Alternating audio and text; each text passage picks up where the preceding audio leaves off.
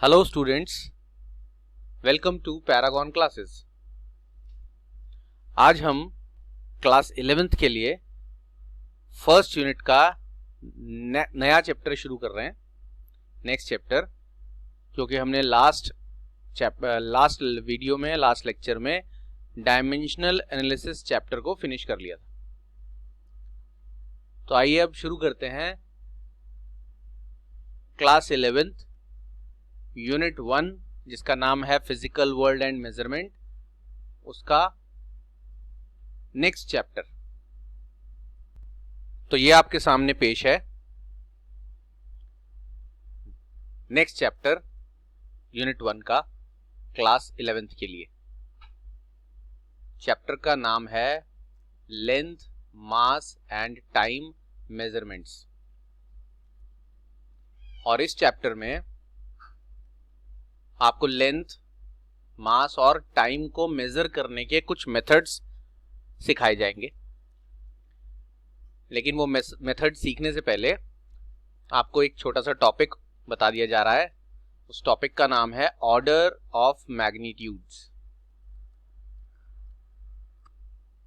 ये एक general knowledge type का बेस्ड टॉपिक है। डेफिनेशन के मुताबिक लिखा है, an order of magnitude calculation is a rough estimate designed to be accurate to within a factor of about 10 to get ideas and feeling for what size of numbers are involved in situation where a precise count is not possible or important। अब ये थोड़ी language confusing सी है, थोड़ी ज्यादा hi fi सी लगती है। इसमें कुछ टर्म्स जो हैं वो काफ़ी हैवी यूज़ की गई हैं, इसलिए बच्चों को समझ नहीं आता कि ऑर्डर ऑफ मैग्नीट्यूड क्या होता है। तो मैं उसके लिए आपको एक आसान सा एग्जांपल बता देता हूँ। वो इजी सा एग्जांपल आपको समझा देगा ऑर्डर ऑफ मैग्नीट्यूड का मतलब, यानी मीनिंग एक ही बारी में। आपने ये तो सुना ही होगा कि स्पीड ऑफ लाइट C से डिनोट जो करते हैं वो 3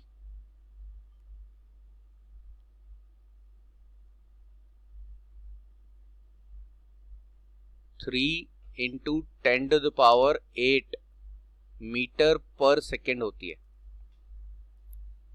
ये तो साइंटिफिक जनरल नॉलेज की बात है, छोटी क्लास में 9-10 तक बच्चों को बता दिया जाता है।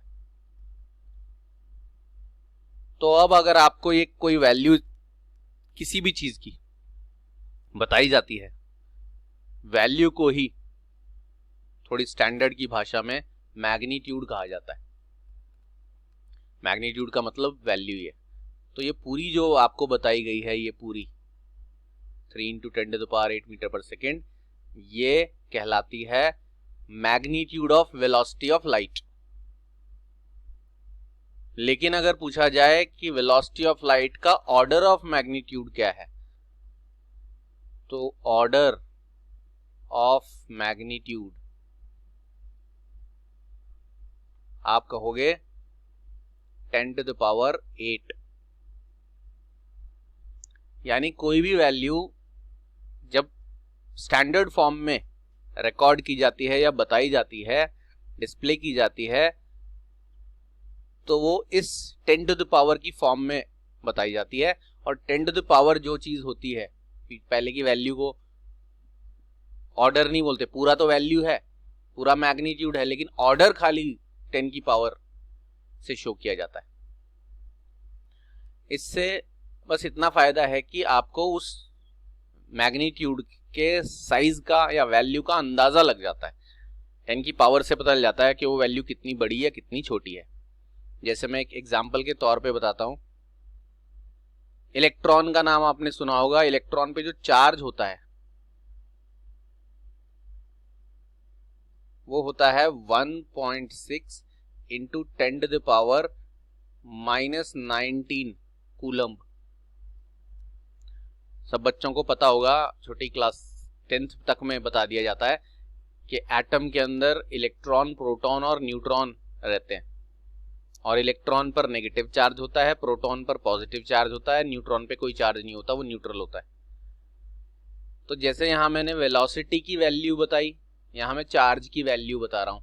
तो ये इलेक्ट्रॉन के चार्ज का ये पूरी चीज मैग्नीट्यूड है। लेकिन अगर आपसे पूछा जाए इस वैल्यू का ऑर्डर ऑफ मैग्नीट्यूड क्या है, तो आप ऑर्डर ऑफ मैग्नीट्यूड इसके लिए बोलोगे 10⁻⁻⁹। तो किसी भी वैल्यू में जो 10 की पावर वाला पोर्शन है वो उस वैल्यू का ऑर्डर ऑफ मैग्नीट्यूड कहलाता है। इतनी आपको जानकारी होनी चाहिए। अब ये जो मैग्नीट्यूड यानी वैल्यू है, ये किसी भी चीज की वैल्यू हो सकती है। जैसे यहाँ स्पीड की वैल्यू है, स्पीड ऑफ लाइट, यहाँ ये चार्ज की वैल्यू है, ऐसे किसी भी चीज की वैल्यू हो सकती है। लेकिन हम यहाँ क्योंकि फिलहाल लेंथ के बारे में बात कर रहे हैं, क्योंकि आपका चैप्टर है length, mass and time measurement, तो लेंथ के बारे में जब आप बात कर रहे हो, पहले लेंथ के बारे में बात करेंगे, फिर मास के बारे में, फिर टाइम के बारे में। लेंथ के बारे में आप बात कर रहे हो तो हम order of magnitude of some length का एग्जांपल आपको देते हैं। ये टेबल आपकी बुक में बना होता है। ऐसे लर्न बाय हार्ट वाली बात नहीं कि याद करना है, सबका रटा हुआ होना चाहिए, लेकिन एक ओवरऑल थोड़ा सा आइडिया, रफ आइडिया होना चाहिए। जैसे कि radius of proton, proton atom से भी छोटा होता है, न्यूक्लियस से भी छोटा होता है। तो ये ऐसा भी कह सकते हैं कि दुनिया की सबसे छोटी चीज मान लो इसे आप। तो ये रेडियस ऑफ प्रोटॉन का ऑर्डर ऑफ मैग्नीट्यूड कितना दे रखा है, 10⁻⁻15 मीटर। ये बहुत छोटी वैल्यू है। ऐसा समझ लो कि 0 पॉइंट और अब उसके आगे यहां पर 15 जीरो लगेंगे तब जाके वो, तो बहुत ही छोटी वैल्यू। ये सबसे कम, सबसे छोटी वैल्यू है जो अभी तक मेजर की गई है आपके सिलेबस के मुताबिक। वैसे तो रिसर्चेस चलती रहती हैं और भी नए काम जितने हुए हैं वो तो टीचर्स को भी नहीं पता। अभी लैबोरेटरी में साइंटिस्ट लोग बड़े बड़े फॉरेन कंट्रीज में रिसर्च कर रहे हैं, लेकिन आपके सिलेबस के मुताबिक 11th क्लास के लेवल के हिसाब से सबसे जो छोटी साइज है, लेंथ है सबसे छोटी। रेडियस भी लेंथ ही होती है। डायमेंशन एनालिसिस जिन्होंने पढ़ा है उन्हें बताया था कि कोई भी डिस्टेंस आप लेंथ बोल सकते हो। और रेडियस क्या होता है, रेडियस किसी भी सर्कल के या स्फेयर के सेंटर से सरकमफ्रेंस तक का डिस्टेंस होता है।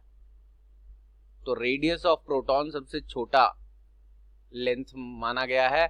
और उसके बाद प्रोटॉन से बड़ा एटम, फिर वायरस जिसने पूरी दुनिया में तहलका मचा रखा है, उससे बड़ा साइज अमीबा, फिर ह्यूमन बीइंग की height, radius of earth, radius of sun, earth से सन का distance, radius of solar system, distance of sun to the nearest star, radius of milky way galaxy, जो हमारी गैलेक्सी है जिसमें सारे हमारे नियर अबाउट स्टार्स और सोलर सिस्टम है, उसे मिल्की वे नाम दिया गया है गैलेक्सी का। हमारी गैलेक्सी का नाम है मिल्की वे। और रेडियस ऑफ विजिबल यूनिवर्स, यानी यूनिवर्स जहां जहां तक हम विजिबल बाइनोक्यूलर्स वगैरह से देख सकते हैं, उसका ऑर्डर ये 10⁻26। 10⁻26 का मतलब एक के आगे 26 जीरो, 26 जीरो। अभी लगा नहीं रहा हूं मैं, ऐसे अंदाजे से बता रहा हूं। तो इतना बड़ा।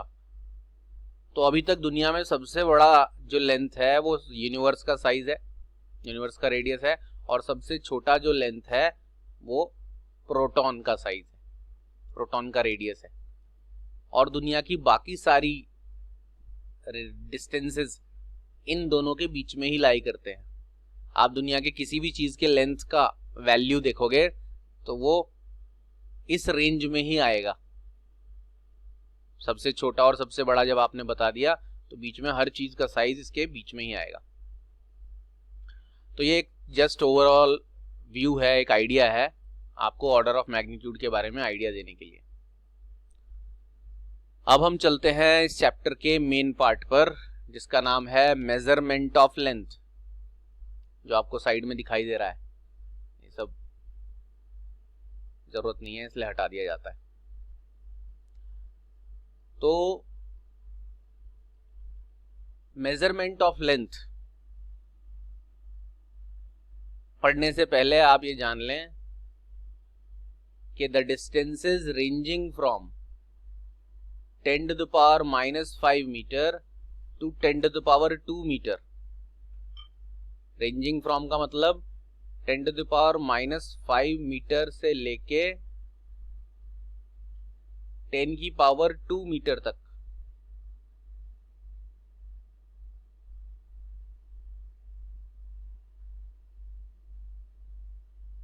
इस बीच के सारे डिस्टेंस मेजर किए जा सकते हैं, can be measured by direct methods. अब पहले तो आप ये जान लें कि डायरेक्ट मेथड क्या होता है। जिन बच्चों ने इससे पहले सिस्टम ऑफ यूनिट्स पढ़ा है उनको मेजरमेंट का डायरेक्ट मेथड बताया गया है। मैं यहां एक बार छोटा सा रिकैप दिखा देता हूं, क्योंकि नाम से शायद जिन बच्चों ने पढ़ा भी है वो कोरिलेट नहीं कर पा रहे हों। तो क्या है वो डायरेक्ट मेथड का मतलब?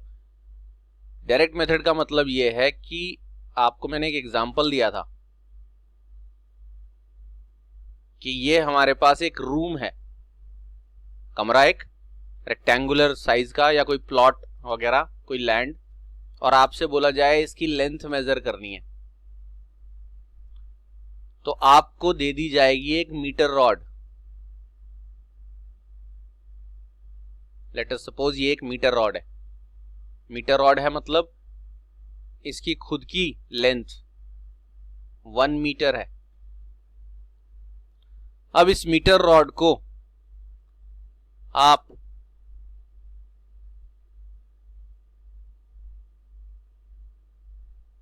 यहां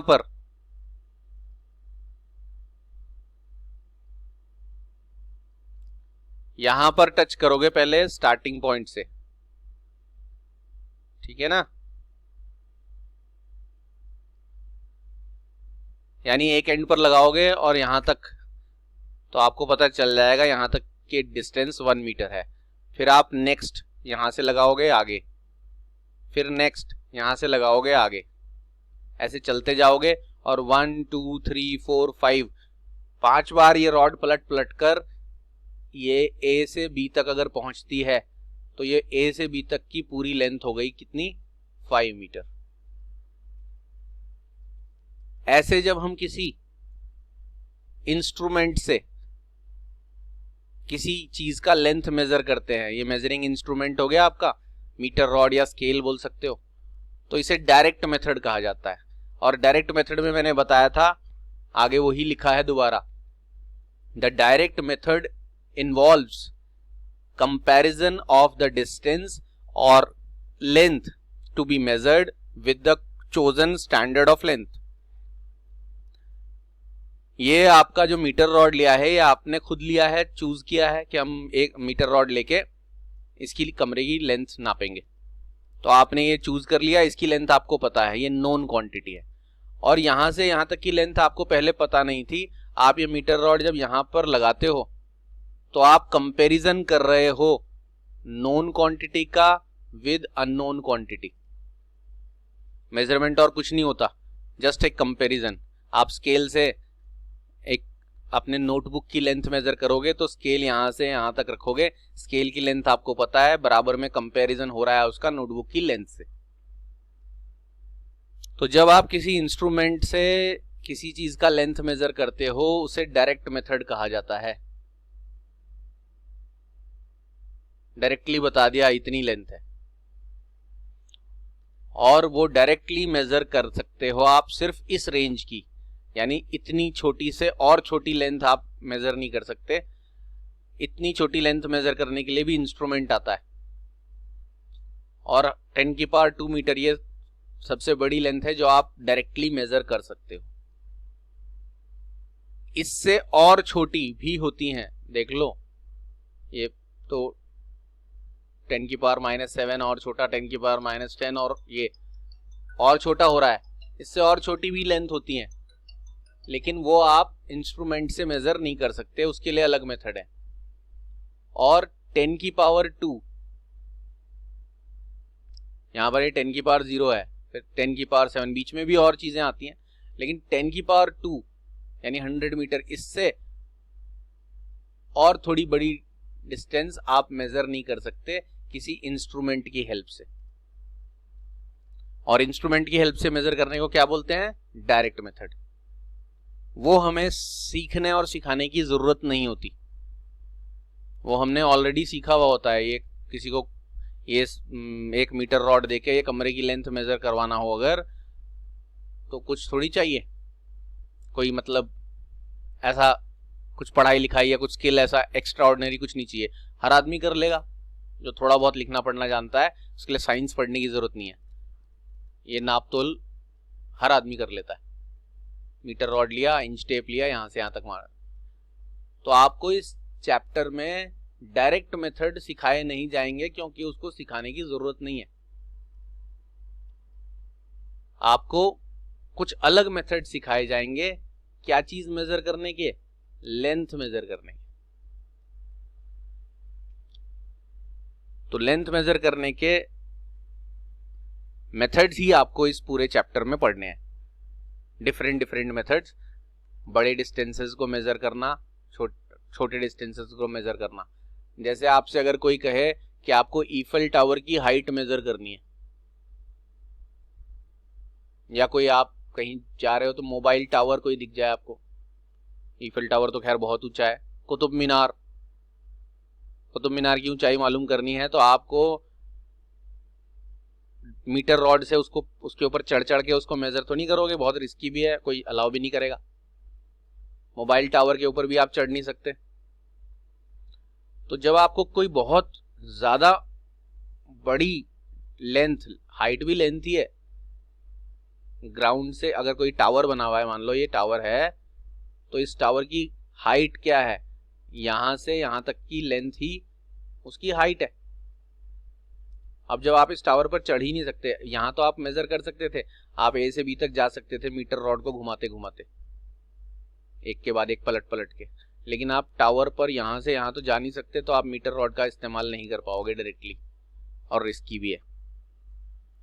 तो ऐसे जगह जहां आप डायरेक्टली लेंथ मेजर नहीं कर सकते, क्योंकि वो बहुत ज्यादा लंबी दूरियां हैं, या आप प्रैक्टिकली वहां जा नहीं सकते, तो वो कैसे मेजर करते हैं? उन मेथड्स को कहते हैं इनडायरेक्ट मेथड्स।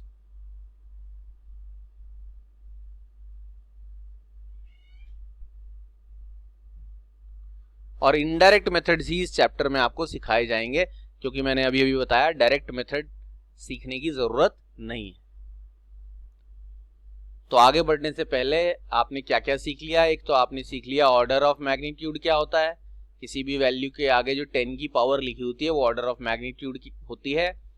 सबसे छोटा साइज लेंथ के बारे में वो प्रोटॉन, और सबसे बड़ा साइज यूनिवर्स, और दुनिया के हर लेंथ इनके बीच में ही लाई करती है।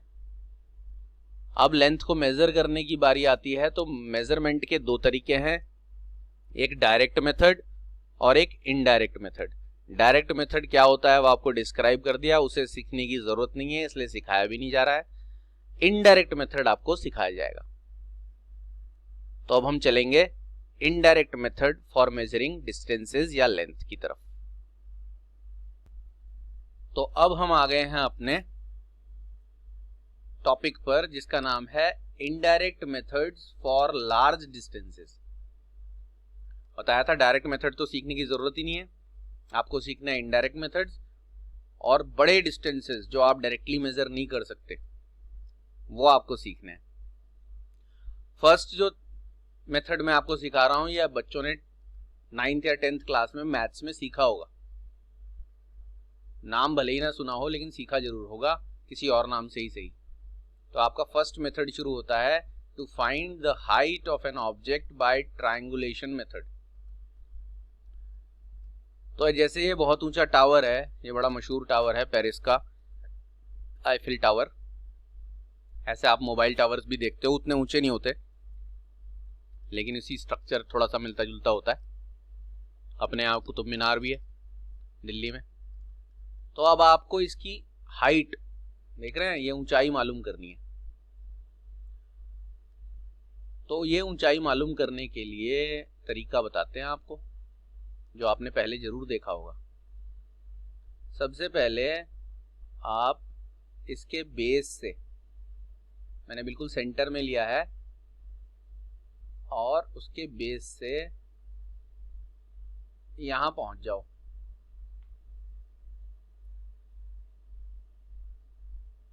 पहुंच गए जी। आप ग्राउंड पर हो, यहाँ ग्राउंड पर आईफिल टावर है, तो आप भी घूमते घूमते टहलते हुए उससे थोड़ी दूर चले जाओ, जमीन पे तो जा ही सकते हो थोड़ी दूर। और यहां से ग्राउंड पर थोड़ी दूर जाने के बाद इस पॉइंट से आप इसके टॉप को ज्वाइन करोगे अगर, तो देखो करके दिखाते हैं। ये हमारा इसका टॉप हो गया, और यहां से ये ज्वाइन कर दिया इस पॉइंट को। लो जी, कर दिया ज्वाइन।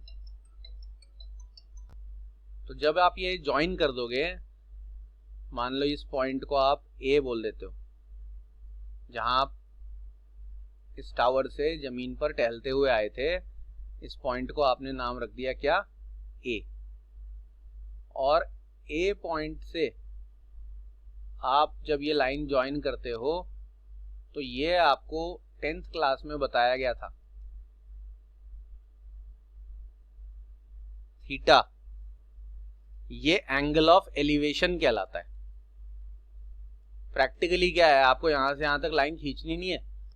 अगर रियलिटी में आप पहुंच जाओ टावर की हाइट मालूम करने, तो आप यहां पर एक मशीन लेकर जाओगे, ड्राइंग एंड सर्विंग इंस्ट्रूमेंट होता है, उस मशीन से, ऐसे टेलीस्कोप की तरह मशीन होती है, वो सीधा देख के फिर ऐसे ऊपर की तरफ देखोगे अगर आप, और इसके टॉप को देखोगे, तो उस मशीन में उसका एंगल वो बता देगी खुद ही।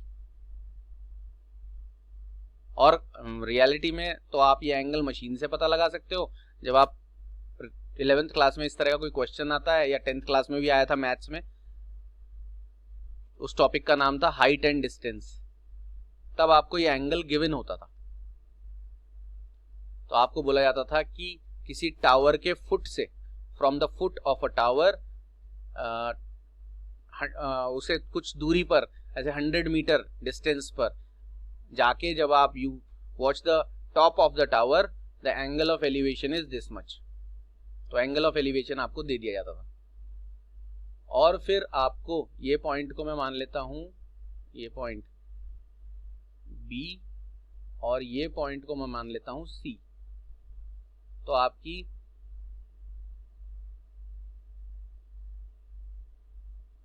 बी से सी तक जो डिस्टेंस है, वो आपकी टावर की हाइट कहलाएगी। ठीक है जी। इसके अंदर भी बना सकते हैं, लो दिखाएं अंदर बनाकर। ये लो जी, ये जो आप देख रहे हो, दिख रहा है बच्चों को? और अच्छा बना देते हैं, एक बार ट्राई करते हैं, शायद इससे भी अच्छा बन जाए। तो हम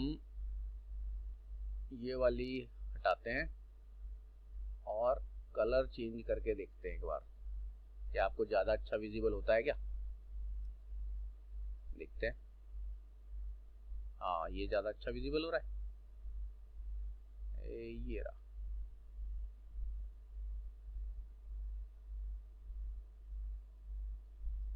ये आपके टावर की हाइट हो गई जो h है, और ये आपका बन गया राइट एंगल ट्राइंगल। अब ये B से A तक की डिस्टेंस को अगर हम x मान लें, तो ये x आपको गिवन होगी। 10th क्लास में मैथ्स में हाइट एंड डिस्टेंस अलग से पढ़ा है बच्चों ने, ट्रिग्नोमेट्री में। बस वहां इसको हाइट एंड डिस्टेंस बोलते थे, यहाँ इसको ट्रायंगुलेशन मेथड बोलते हैं। अब x आपको गिवन है, h आपको पता लगाना है, थीटा भी गिवन है। सिंपल एक फॉर्मूला बच्चों को पढ़ाया गया है, tan theta is equal to perpendicular upon base.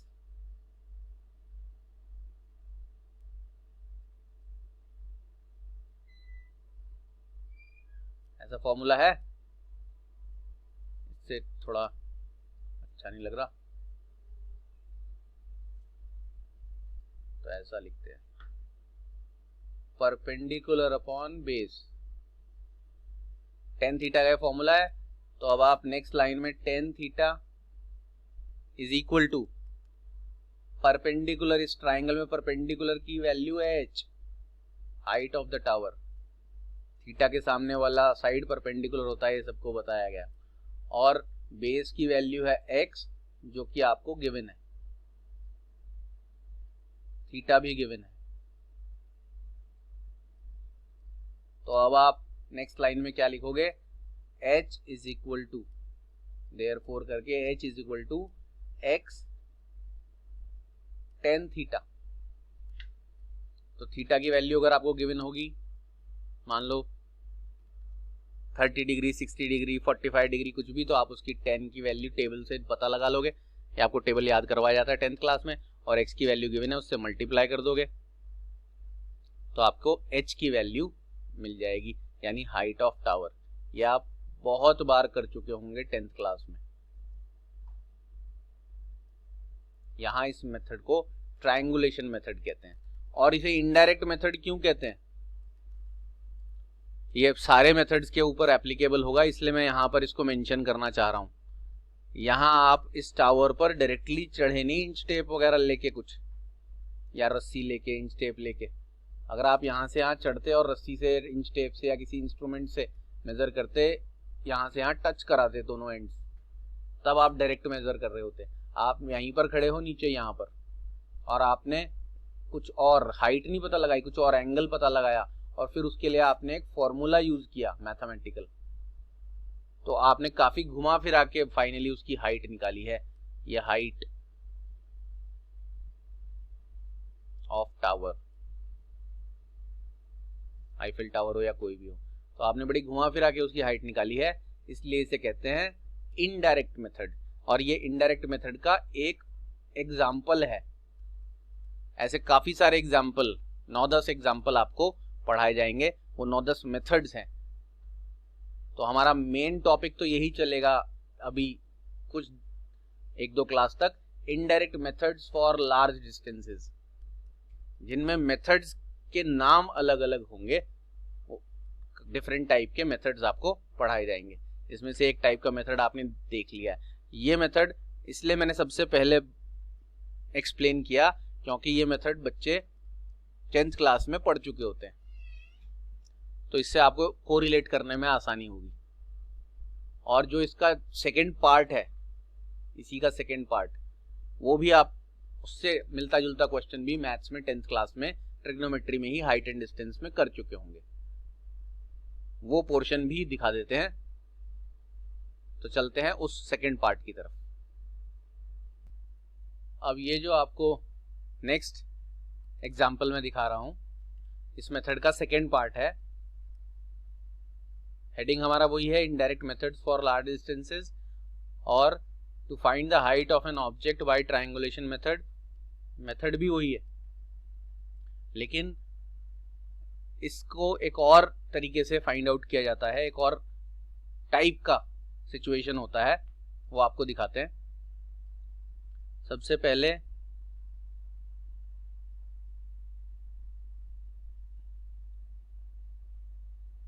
यही टावर के सेंटर से वैसे ही एक लाइन बनानी है, यानी आप टावर के बेस से ग्राउंड पर कुछ दूरी पर, पहले मैं यहां तक पहुंचता हूं, यहां तक पहुंचे आप,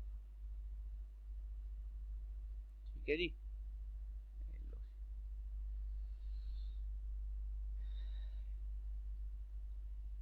इस पॉइंट को मैं ए बोल देता हूं अभी फिलहाल, और ए से यहां बी तक पहुंचे, और फिर बी तक पहुंचने के बाद बी से आपने टावर का एलिवेशन देखा,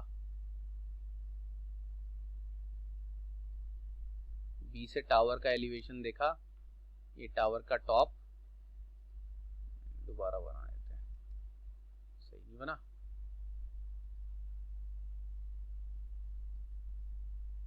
टावर के टॉप से बनाएंगे, ये बिल्कुल एग्जैक्ट बनेगा। अब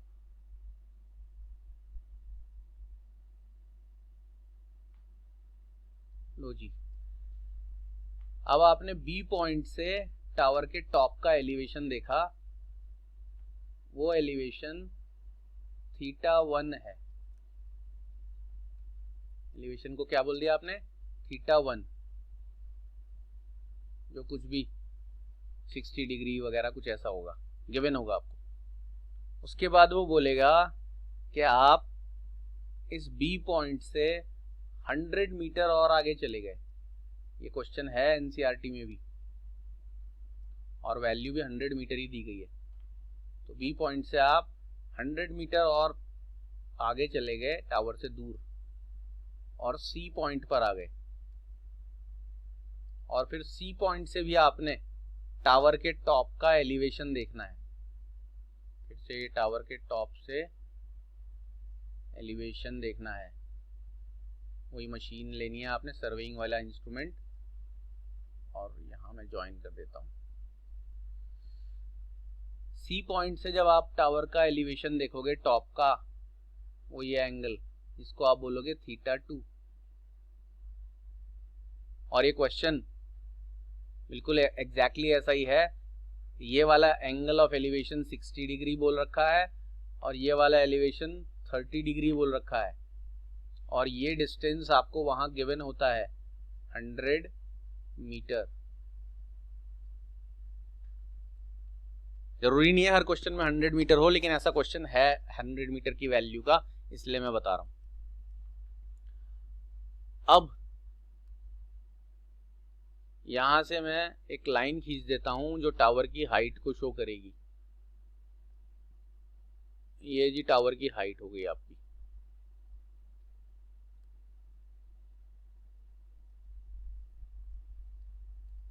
कितनी हो गई टावर की हाइट, h, और इस पॉइंट को d बोल देते हैं। ओके, अब आपने इसको सॉल्व करना सीख लिया था 10th क्लास में, बस मैं रिकॉल करा रहा हूं। सबसे पहले ये जो a से b तक का डिस्टेंस है, इसको आपने x मान लिया था, और आपने लिया था इन ट्राइंगल ABD, ये पहले छोटा ट्राइंगल लिया है, और इसमें आपने लिया था tan θ1। ये जो आप देख रहे हो ये वाला ट्राइंगल है, ये वाला, इसमें tan θ1 की वैल्यू आपने लेनी होती है h/x,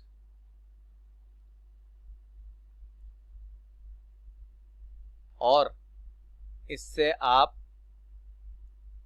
अगर क्वेश्चन को थोड़ा सा डायरेक्ट करना चाहते हो तो x की वैल्यू निकाल देते थे, h/tan θ1,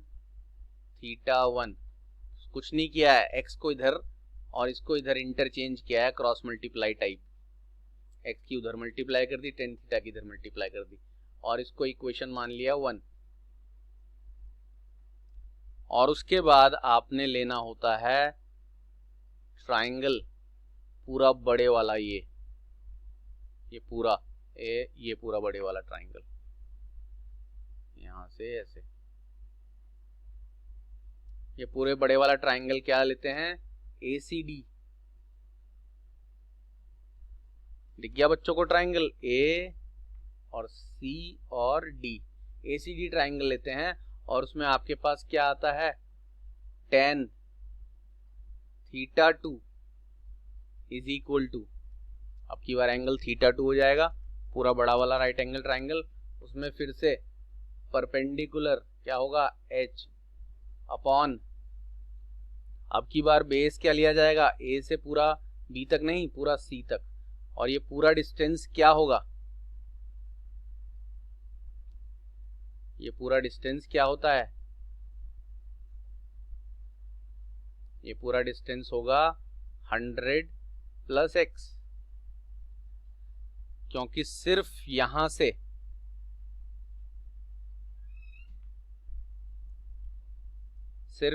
से और यहां तक का डिस्टेंस x है, तो ये पूरा डिस्टेंस हो गया 100 प्लस x, तो आपने यहां लिख देना है 100 प्लस x, और इसे इक्वेशन नंबर 2 लिखना है। ये यहाँ 11th क्लास में एज अ न्यूमेरिकल करने के लिए नहीं आता है, सिर्फ एक्सप्लेनेशन के लिए आता है, क्योंकि आपने ये सॉल्व कर लिया होता है 10th क्लास में।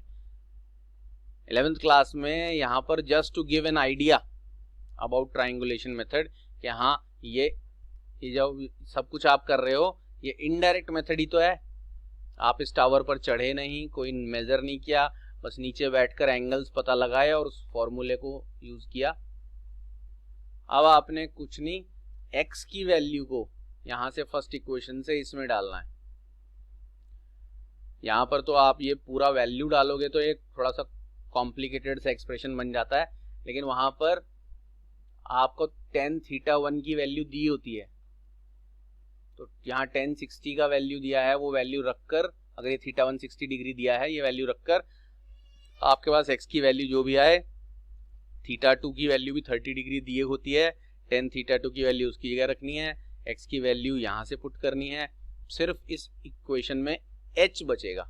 मैं आपको लिख के दिखा भी देता हूँ, ये tan θ2 is equal to h upon 100 तो ऐसे ही रहेगा, प्लस x की प्लेस पर h अपॉन tan θ1 आएगा। अभी आपको देखने में ये थोड़ा सा मुश्किल लगेगा और एक हाँ नीचे डिनोमिनेटर में भी फिर एक और डिनोमिनेटर आ गया, लेकिन जब आपको ये अगर रियलिटी में ये क्वेश्चन आ जाए सॉल्व करने के लिए, तो आप θ2 का वैल्यू पुट कर लोगे तो आपको एक नंबर मिल जाएगा, फिर आप θ1 का वैल्यू पुट कर लोगे फिर आपको एक नंबर मिल जाएगा, और आपके पास एक ही वेरिएबल बचेगा इस इक्वेशन में फाइंड आउट करने के लिए, जो कि है h, और वो है क्या, टावर की हाइट। तो h के लिए सॉल्व दिस इक्वेशन, कौन सी इक्वेशन, इसको 3 मान लेते हैं, solve this equation 3 for h, then you will get the height of the tower। तो ये आपका ट्रायंगुलेशन मेथड का सेकेंड पार्ट फिनिश होता है। दोनों ही पार्ट्स में आपने हाइट टावर की फाइंड आउट करने का मेथड सीख लिया। तो ये फर्स्ट इनडायरेक्ट मेथड था, ऐसे आपको 9 या 10 मेथड्स और सीखने हैं 1 बाय 1 लॉन्ग डिस्टेंसेस को मेजर करने के लिए। जैसे आप अर्थ से मून का डिस्टेंस मेजर करना सीखोगे, आप सी का डेप्थ मेजर करना सीखोगे, आप ग्राउंड से बहुत ऊंचाई पर कोई प्लेन फ्लाई कर रहा है उसकी हाइट मेजर करना सीखेंगे। तो ऐसे काफी सारे, ये तो मैंने 1-2 एग्जांपल, कोई बहुत दूर स्टार है, बिल्कुल छोटा सा पॉइंट साइज का दिखता है, twinkle twinkle little star type, उस स्टार का डिस्टेंस भी आप अर्थ से मेजर करना सीख सकते हो। तो ऐसे बहुत लंबी दूरियां, लॉन्ग डिस्टेंसेस मेजर करना इस चैप्टर में बताया जाएगा। तो आज की क्लास यहीं पर खत्म करते हैं। नेक्स्ट मेथड जो है वो आपको नेक्स्ट लेक्चर में, नेक्स्ट क्लास में सिखाया जाएगा। तब तक के लिए good bye and take care, मिलते हैं नेक्स्ट क्लास में।